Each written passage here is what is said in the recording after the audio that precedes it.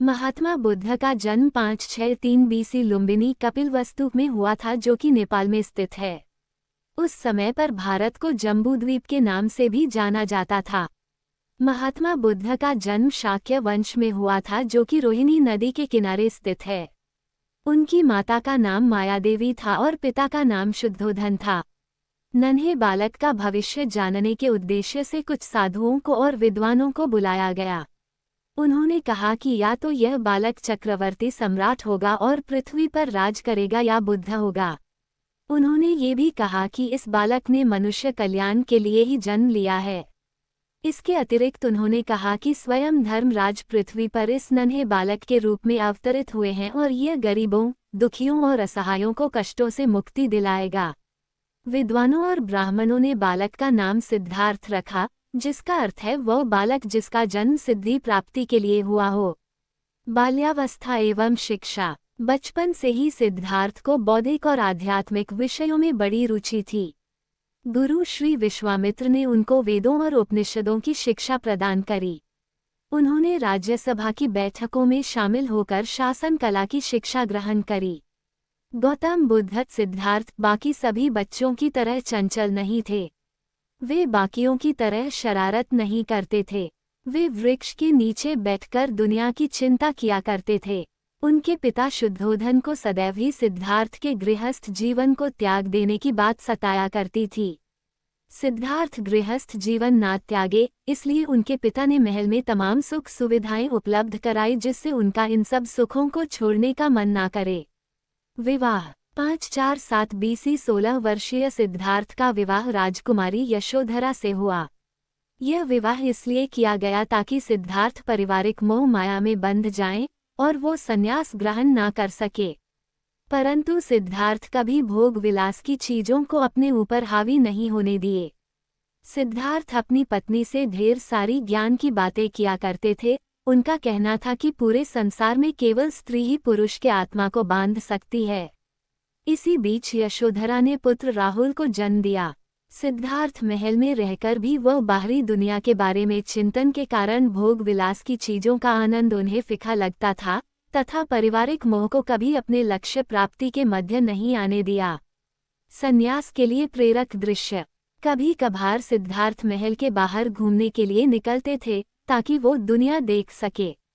एक बार उन्होंने रास्ते पर चलते एक वृद्ध कमजोर व्यक्ति को देखा, जो झुककर चल रहा था। उसकी आंखें धंसी हुई थी। ये दृश्य सिद्धार्थ के मन को काफी विचलित करने वाला था। इससे उन्हें दुनिया की दुखों का अंदाजा हो गया। फिर उन्होंने एक बीमार व्यक्ति को देखा, जो दर्द के कारण चिल्ला रहा था। उसके शरीर कांप रहे थे। तब उन्होंने रोग क्या होता है इसे जाना। इस दृश्य से वह काफी दुखी हुए। उन्हें सभी भोग विलास की चीजें व्यर्थ लगने लगी। कुछ दूर और आगे जाने पर उन्हें एक शव दिखाई दिया, जिसे 4 लोग कंधे पर रखकर ले जा रहे थे और उसके परिवार के लोग विलाप कर रहे थे। इस समय उन्हें जीवन और मृत्यु का ज्ञान हुआ। उन्होंने जाना कि जो व्यक्ति जन्म लेता है वो एक समय मृत्यु को भी प्राप्त होता है। तब उनके मन में विरक्ति की भावना उत्पन्न होने लगी। उन्हें सारा जीवन नीरस लगने लगा। थोड़ी दूरी पर उन्हें एक सन्यासी दिखाई दिया, जो सांसारिक मोह माया से दूर प्रसन्नचित्त वाला था, मानो वह सारे दुखों से पार जा चुका हो। इस दृश्य को देखकर सिद्धार्थ ने संकल्प लिया कि वह इस मोह माया को त्याग कर संन्यास ग्रहण करेंगे।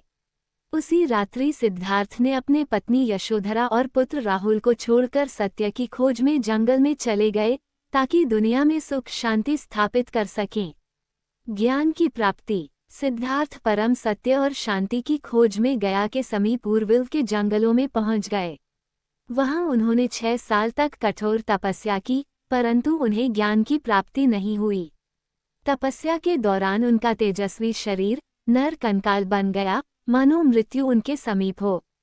तभी जंगल के पास रहने वाले चरवाहे की बेटी सुजाता ने सिद्धार्थ को खीर खिलाई, जिससे उनके शरीर की खोई हुई शक्ति का वापस संचार हुआ। फिर सिद्धार्थ ने कठोर तपस्या का मार्ग त्यागने का निर्णय किया। 528 बीसी पूर्णिमा की रात 35 वर्षीय सिद्धार्थ को पीपल के पेड़ के नीचे ज्ञान की प्राप्ति हुई। उस पीपल के वृक्ष को बोधि वृक्ष के नाम से जाना जाने लगा। तथा गया में स्थित इस स्थान को बोधगया के नाम से जाना जाने लगा। महात्मा बुद्ध के उपदेश। महात्मा बुद्ध का उपदेश मानव जाति के हित के लिए था। उन्होंने अपना पहला उपदेश सारनाथ में दिया तथा वहां 5 मित्रों को अपना अनुयायी बनाया तथा उन्हें भी धर्म के प्रचार के लिए भेज दिया। महात्मा बुद्ध ने सभी दुखों के कारण और निवारण के लिए अष्टांगिक मार्ग बताया तथा तृष्णा, इच्छा या आकांक्षा को सभी दुखों का कारण बताया। महात्मा बुद्ध ने अहिंसा का समर्थन किया, पशु हत्या का विरोध भी किया। मृत्यु। महात्मा बुद्ध ने 483 BC 80 वर्ष की आयु में अपने नश्वर शरीर को त्याग दिया और परमात्मा में विलीन हो गए। ज्ञान प्राप्ति के बाद का संपूर्ण जीवन इन्होंने मानव कल्याण के लिए लगाया। ये ज्ञान को केवल अपने तक सीमित नहीं रखना चाहते थे, इसी कारण उन्होंने अनेकों उपदेश दिए तथा अपने ज्ञान को अमर कर दिया। निष्कर्ष। गौतम बुद्ध न ही इस जगत के निर्माता थे और न ही कोई भगवान। महात्मा बुद्ध का कहना था कि इस सृष्टि का कोई भी व्यक्ति इस बुद्धत्व को प्राप्त कर सकता है। सच तो यह है कि बुद्ध भी एक साधारण इंसान थे, केवल उन्होंने अच्छे विचारों का पोषण और बुरे विचारों का त्याग किया। उन्होंने लोगों के जीवन में सुख, शांति और कष्टों से मुक्ति के लिए अपने सभी सुख सुविधाओं और जीवन के आनंद को क्षण भर में त्याग दिया। इस त्याग, दृढ़ संकल्प और आत्मसमर्पण ने सिद्धार्थ को महात्मा बुद्ध बना दिया। इस सृष्टि पर महात्मा गौतम बुद्ध मानवता और मानव जाति के उन्नति की पराकाष्ठा, उच्चतम अवस्था है।